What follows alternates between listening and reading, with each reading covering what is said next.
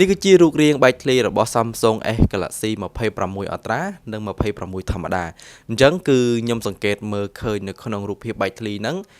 អាចជារូបភាពពិតប្រាកដហើយអ្វីដែលខ្ញុំសង្កេតមើលខ្លាំងជាងគេនោះគឺអត់សូវមានការ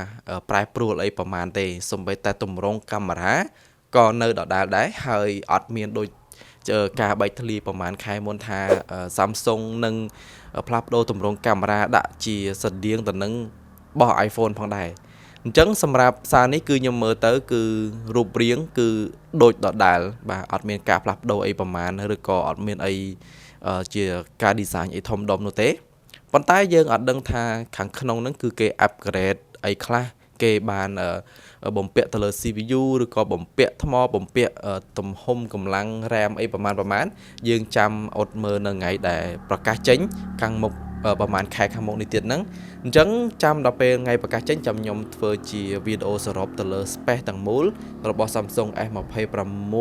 និង S26 Ultra នៅពេលដែលប្រកាសចេញហើយអញ្ចឹងសម្រាប់វីដេអូនេះខ្ញុំមកចែកម្លែកតែប៉ុណ្្នឹងឯងសម្រាប់បងប្អូនដែលពេញចិត្តកុំភ្លេចជួយ share និងចែកម្លែកវីដេអូនេះម្នាក់មួយផងខ្ញុំនឹងជួបបងប្អូនទាំងអស់គ្នានៅវីដេអូបន្តទៀត